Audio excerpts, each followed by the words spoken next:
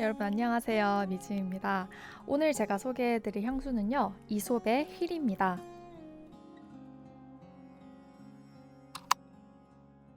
이솝 휠에 대한 저의 감상을 말씀드리기 전에 이 향수에 대한 상품 설명을 먼저 읽어드릴게요. 이솝 휠은 300년 이상 된 일본의 히바 고목이 가득한 숲과 초록으로 물든 사찰의 모스 가든에서 영감을 받아 만들어졌습니다. 자연에서 찾는 위안이 느껴지는 향으로 강력한 보테니컬 추출물이 다양하게 함유되어 있어 후각을 기분 좋게 자극합니다. 라고 써 있는데요. 정말 정확합니다. 솔직히 시중의 향수들 보면은 상품 설명 읽어봐도 무슨 말인지도 잘 모르겠고 어떤 향이 나는지 감이 안 올 때가 되게 많잖아요. 근데 이 향수 설명은 정확하네요. 거의 뭐 제가 본 향수 설명 중에 가장 명쾌한 설명이 아닐까라는 생각이 드는데요. 300년 이상 된 오래된 나무, 사찰의 이끼, 자연에서 찾는 위안, 강력한 식물향, 기분 좋은 자극, 이 향수를 표현할 수 있는 모든 키워드들입니다. 그리고 실제로도 이 휠을 사용해본 많은 분들이 이솝 휠은 깊은 숲속에서 나는 향기를 가진 향수다라는 표현을 많이들 하시곤 하잖아요. 저 역시도 그런 표현에 동의를 해요. 동의를 하긴 하는데 근데 막 완전 진짜 숲의 냄새는 아닌 것 같아.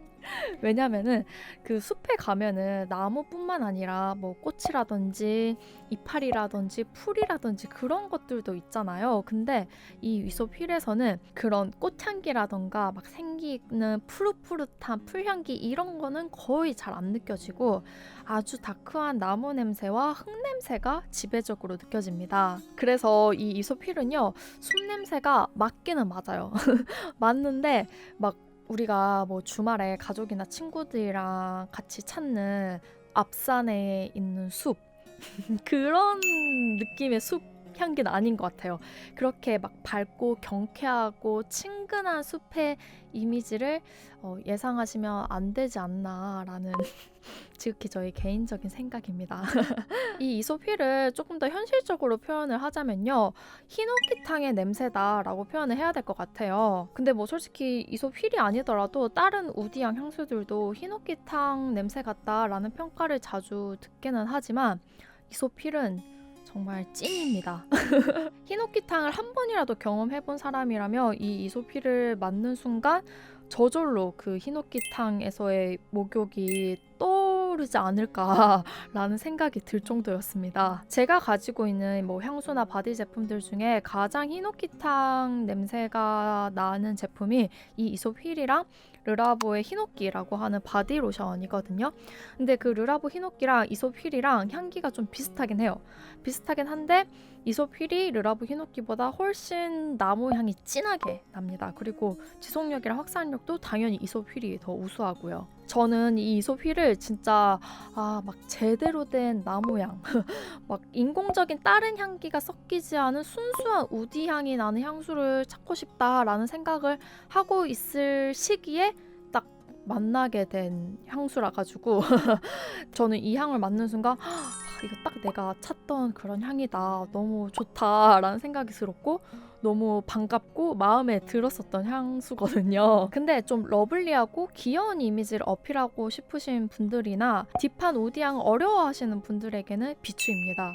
그리고 뭔가 자연스러운 살냄새가 나는 향수를 찾고 있으신 분들한테도 비추. 왜냐면 사람 살에서 막 나무 냄새가 나진 않으니까요. 근데 저처럼 좀 자연적이고 편안한 아로마틱 허브향 혹은 분위기 있는 우디향을 좋아하시는 분들이라면 분명히 마음에 들어 하실 것 같은 향수고요. 지속력, 확산력도 좋습니다. 또한 청명한 기운이 있으면서도 마냥 가볍진 않아서 사계절 내내 사용하기도 좋을 것 같아요. 저는 좀 가지고 있는 향수의 가지수가 많은 편이다 보니까 향수 한 통을 다 쓰는 경우가 굉장히 드물거든요. 근데 이 이솝 휠은 보시다시피 이렇게 향수 한 통을 거의 다 사용했을 정도로 제가 굉장히 자주 사용하고 또 매력 있다고 생각하는 향수니까요. 궁금하신 분들은 직접 한번 시향해 보시는 걸 권해드리면서 오늘 영상을 마무리하도록 하겠습니다. 이번 영상도 끝까지 시청해 주셔서 감사드리고요. 다음 주에는 더 재밌고 유익한 영상으로 찾아오도록 하겠습니다. 시청해 주셔서 감사합니다.